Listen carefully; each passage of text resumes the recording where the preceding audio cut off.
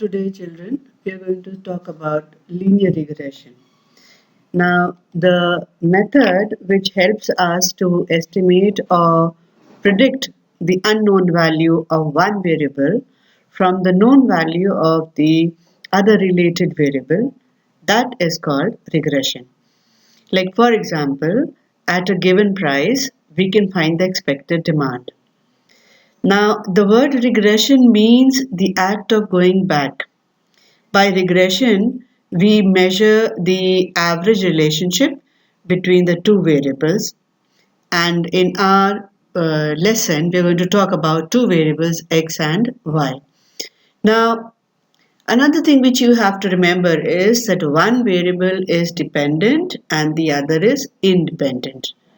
Easiest way to recognize is that if you have y as a subject, then we call y as the dependent variable and x as the independent variable.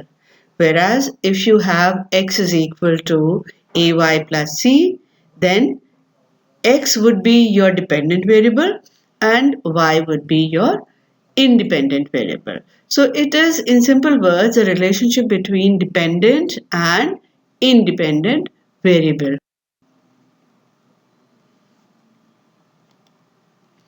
Now, there are two types of lines over here.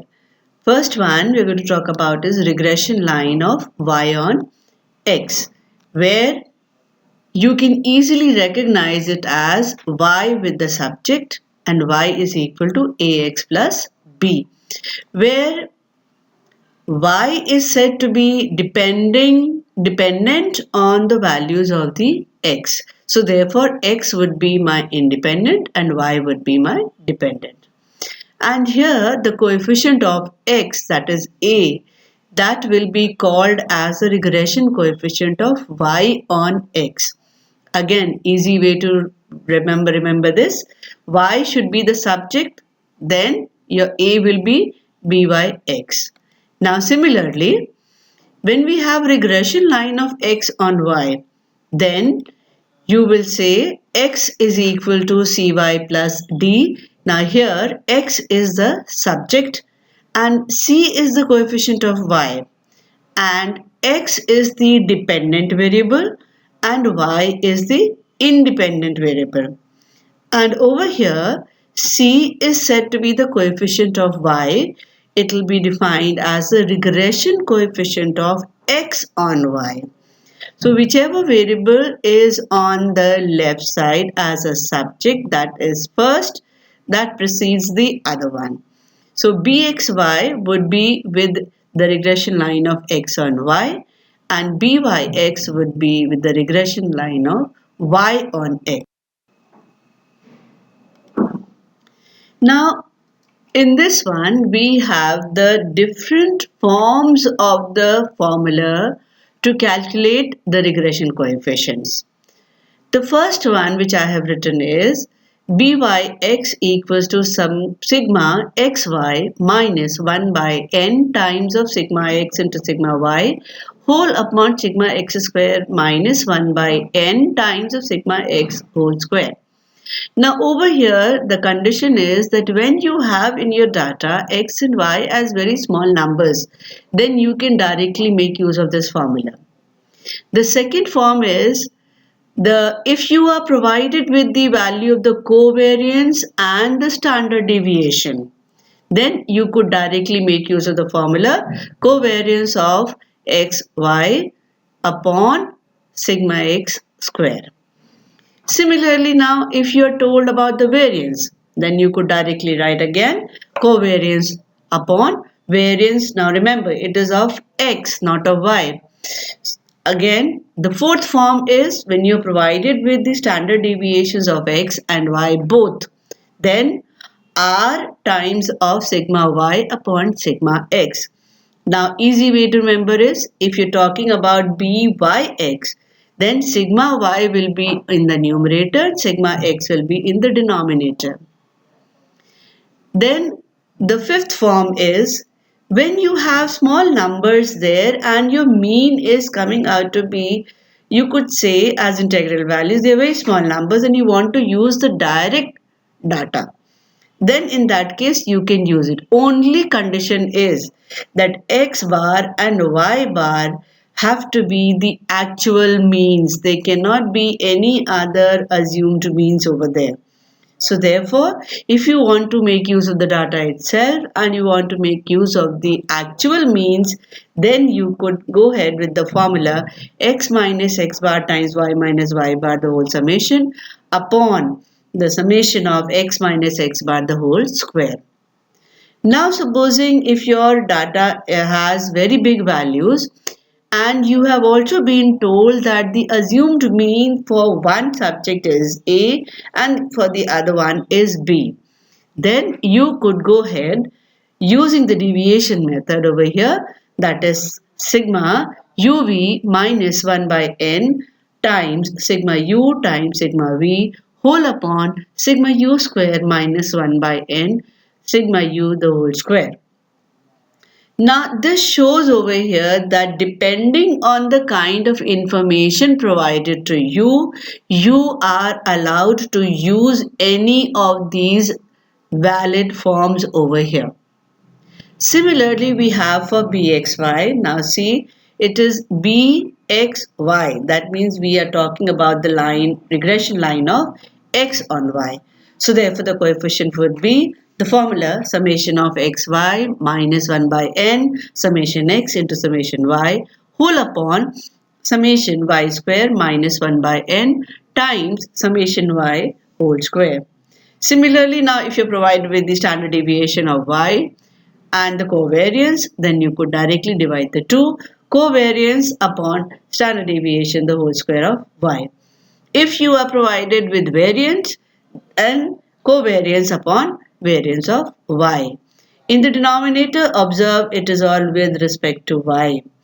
Then the fourth formula is when you are provided with the correlation coefficient as well as the standard deviations, then it will be r times of sigma x upon sigma y, that is standard deviation upon x upon standard deviation of y.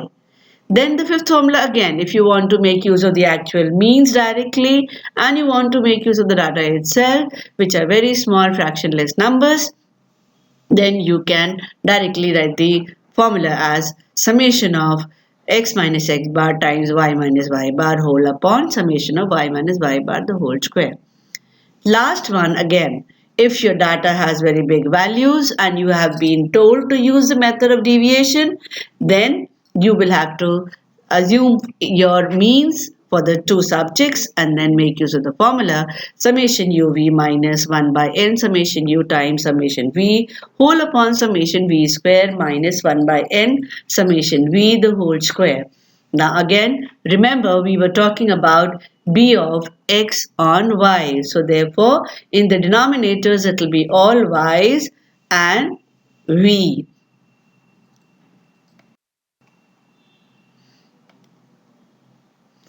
Last one has some of the important properties of the regression lines. First one tells you that whatever are the signs of byx and bxy, same sign will go for r. Supposing byx and bxy both come out to be negative, then your r also will be shown as negative in the answer there. Second one is r square is equal to the product of byx times bxy there. That is, r is said to be the geometric mean between byx and bxy. Third one is value of r square will be between 0 to 1, where both 0 and 1 are inclusive over here. Then the fourth one, if you are asked for x bar and y bar, then you are simply going to solve the two equations simultaneously, and whatever is the solution, that is, the two regression lines will always intersect at that particular point, which will be known as x bar, y bar. And so therefore, your regression lines would be, first one, y on x would be y minus y bar, giving you byx times x minus x bar. Similarly, if it is x on y, then it will be x minus x bar equals to b of xy times y minus y bar. Then fifth point says that if the value of r comes out to be 0, then what kind of regression lines are they? Then you are going to just write in one line that they are going to be parallel to the coordinate axis.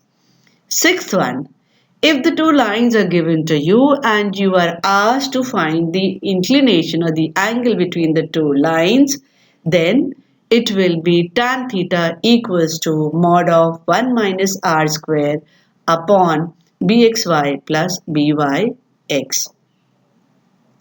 This is based on your formula of the coordinate geometry, where the two slopes were provided and you had to get the angle theta there.